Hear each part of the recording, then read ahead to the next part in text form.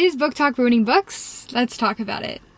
Of course, it wouldn't be a good video if I didn't have to have a little disclaimer. So, disclaimer, I agree that reading anything is better than no reading. I don't think your books have to have some deeper meanings and undertones in order for you to enjoy them. I don't really think we hold that standard to like movies or music, because if you want to watch a comedy with no social commentary undertones, you can watch that comedy, nobody's going to judge you. And if you want to listen to pop music, nobody's going to judge you. So I don't think your books should be held to a different standard. I don't think they need super deep themes. And I also think BookTok is a fine place to be. I'm on BookTok. I used to post BookToks actually, deep cut by the way. I think it's a great thing. It's getting books out there and encouraging more people to read. So those are my disclaimers. I don't think BookTok's bad at all. But I think some themes that we're seeing specifically in TikTok as a whole, but the rise of social media and the way it influences markets, and I'm going to talk specifically about the book market, is really interesting, and I want to talk about it. Point 1, smut. And I don't mean erotica or anything like that. I mean smut in like a romance or romantasy book or any other thing where the subgenre is romance and we're seeing smut between the characters. I think this is maybe one of the most interesting trends we're seeing all along, because smut got really popular on BookTok, and now people are always commenting, I only read smut, what's the spicy scale? Every book video you're going to see, there's going to be a comment about how spicy it is, or maybe they'll put like a spicy pepper sign indicating how much spice is in the book. Again, no worries, I like smut at limits, to be honest. I don't like a lot, and it's because of this though that I'm about to say. Because we're getting these romance books where the characters don't communicate at all. Their default is just have sex and everything is fine. It's like they could be having a huge fight or moral differences, but usually the MMC, but it's not always the main male character, is like instead of communicating about it, they just start having sex. And it's like, oh, I'm so sorry I hurt you. But instead of saying that, they just start... Sorry, I don't know. It's kind of crazy, and I really think it is ruining the quality of the books, because we're not building up romances that are authentic or interesting, deep or complex, any of those things.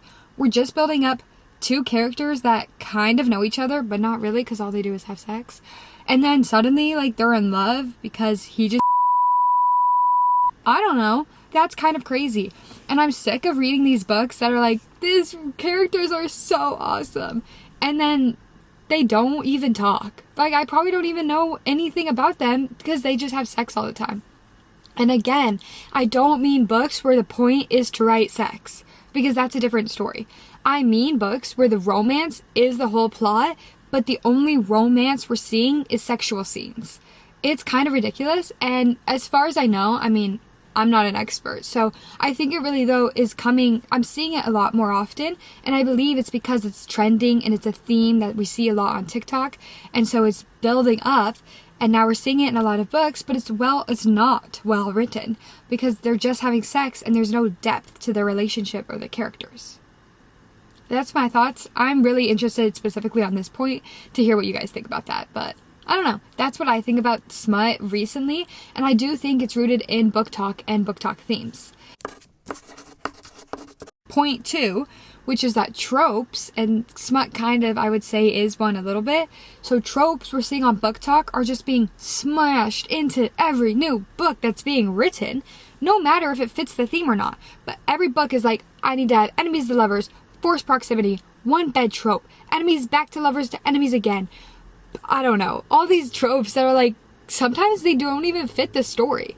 I could pick up a book and I could be like, okay, so they're gonna start as enemies, even though they're instantly gonna fall in love and be like super attracted to each other, and they actually don't have any reason for being enemies. They just like super hate each other for, you know, even though it's like the first time they're meeting, or maybe like they've heard about them and I hate them on principle from the things I've heard, whatever. So they're enemies, even though they're already basically in love by chapter 4.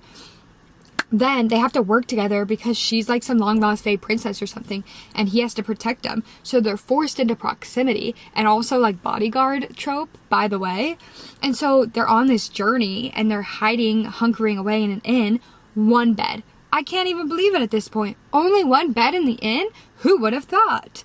And then they are finally in love and they have sex for the rest of the book. So again, it kind of goes back to my point one.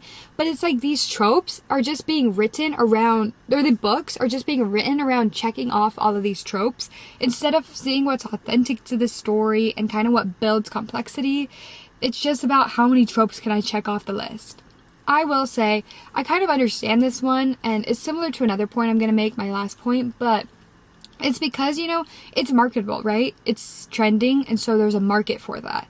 So I do understand for that point, but I still think there's a lot of tropes out there, and you can market them, using maybe one or two. If marketing is a big thing, maybe you're a new author, so you need things that are marketable. Maybe stick to one trope or two tropes. We don't need every single one, because I think it's really taking away some of the originality of books as well. Which obviously there's, of course, the discourse that there's no new stories, but that doesn't mean a book can't be original. I don't want to keep reading, repeat. You know what I mean? Point 3. This one might be my biggest pet peeve, and I'm getting real sick and tired of it. Authors getting famous on BookTok or their books blowing up, and now suddenly their 2-book series is 7 books long. Those last books have no depth to them, barely any plot content, because it's just filler, trying to fill out 17 extra books. I think we kind of see this in Fourth Wing a little bit. I don't know if it was always supposed to be 5 books or what, but I read it thinking it was a trilogy. And even in the last book, the 3rd book so far, there's not we're kind of slowing down. Maybe we could do a 4th book, but how are we going to fit into 5 whole books? The next one probably should be the last, in my opinion, but it's being super popular, so it's dragged on.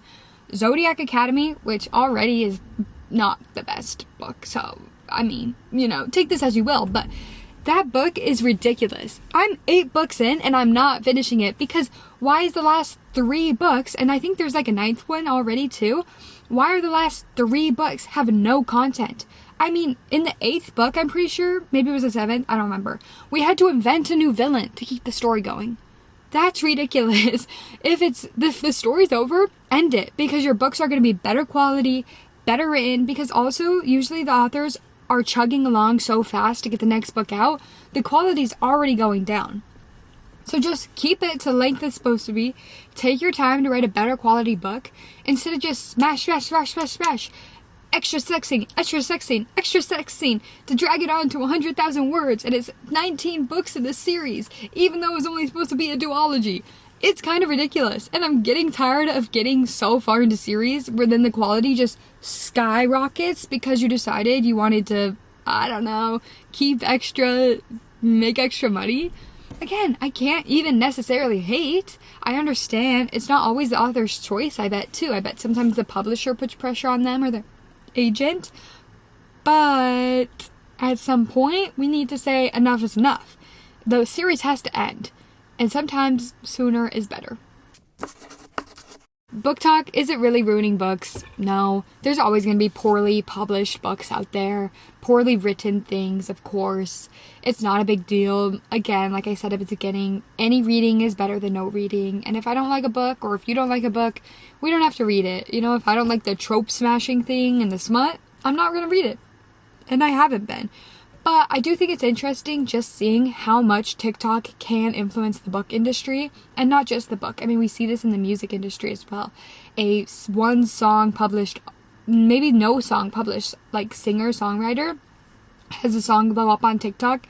Suddenly they are a big shot, right? Millions of streams, they're getting deals with the biggest record companies. And we're seeing that same thing with books, right? These debut authors are just getting famous, and they're getting these opportunities that they do deserve. So I don't necessarily think it's a bad thing, but I just think it's interesting kind of looking at how social media influences the books that we're reading and we're seeing getting published. And maybe there's a bigger meaning there that I'm not going to comment on, but I think it's just really interesting, and I wanted to talk about it. So thank you for tuning in. I would love to hear your thoughts if you agree, disagree, and I'm sorry, no hate. I love BookTok, okay? My favorite book is literally Throne of Glass, which is a classic BookTok book. So I swear, I love BookTok. I think it's doing great things for the reading community. I just think it's interesting to kind of look at the trends we're seeing come out of it. Okay, bye-bye.